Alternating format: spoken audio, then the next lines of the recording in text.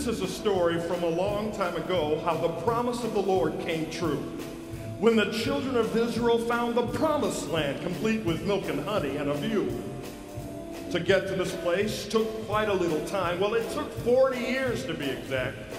But a leader like Joshua could get his people there, even though a map and compass he lacked.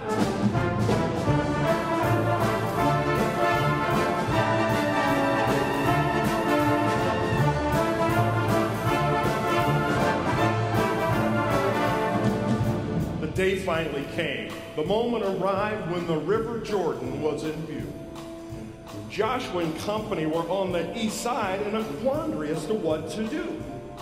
You see, across the water and down the road was the promised land we know.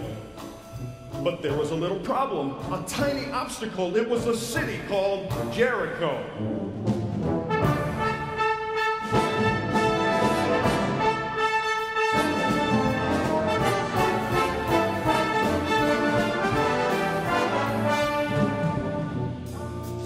Well, I suppose it was more than a little problem.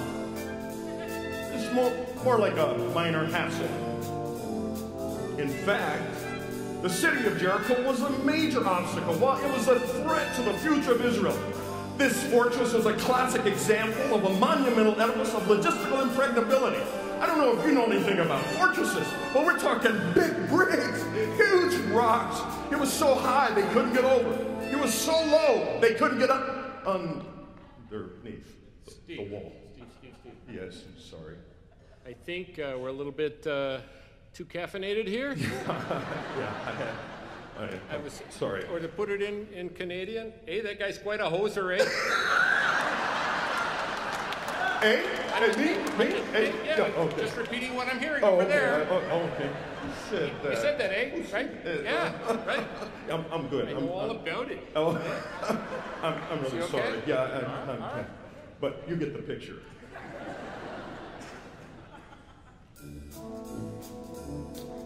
The human odds were not on Israel's side, but they crossed the River Jordan nonetheless. For Joshua knew, and his people did too, if God was with them, they could win with less. So they reached dry land and got organized, but when they saw what they saw, they felt glum. For they discovered when they reached the walls of Jericho, the city was liked up tighter than a drum. Oh, excuse me, sorry. I know I said drum, but that's only a figure of speech, a simile, a mere analogy. You know what I mean?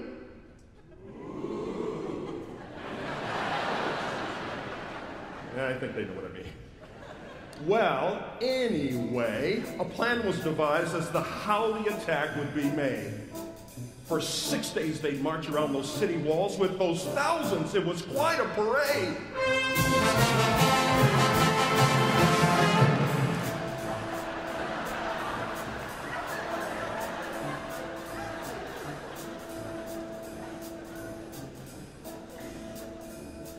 Well, by this time, some strange things were... Oh, where was I now? Oh, yes, the seventh day, the day that Jericho would come to an end. The Israelites assembled with their thousands to fight. It was almost too much to comprehend. Imagine, if you will, the 7 priests in the front with their trumpets all ready to blow. Then the Ark of the Covenant and thousands of men all waiting for Josh to say go.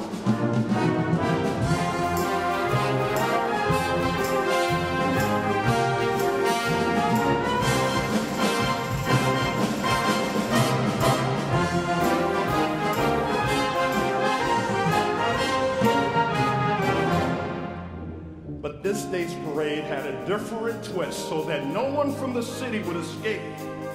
The army had to march around 7 times. Josh hoped by now they'd all be in good shape. 7 times? That's right, 7 times.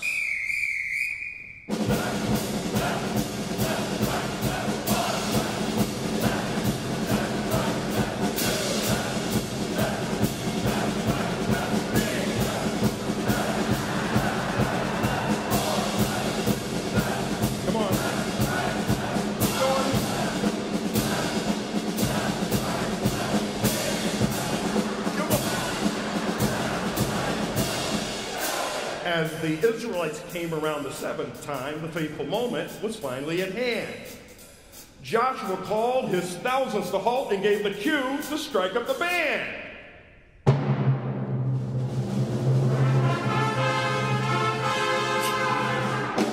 That's terrible. That needs practice. That's terrible. We need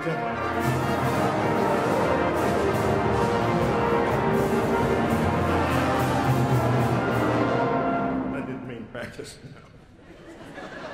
Joshua commanded the trumpets to blow and the people to shout.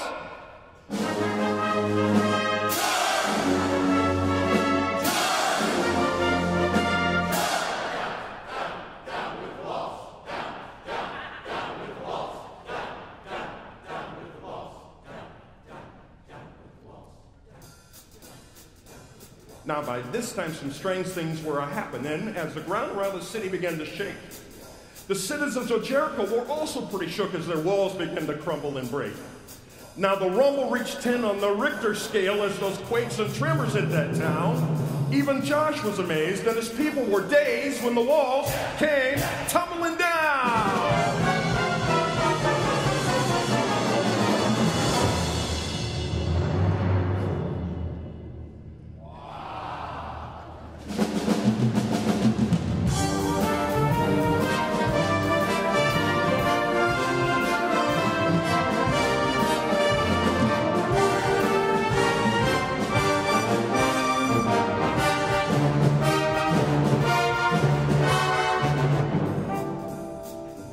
Well, as I said before, this saga is more than just a story from a long time ago. For it teaches us that God keeps his promises, as anyone who reads this book will know. So don't ignore this thought or shove this lesson aside, for to do so, one would be a fool. Just remember it was God who had power enough to give Jericho some urban renewal.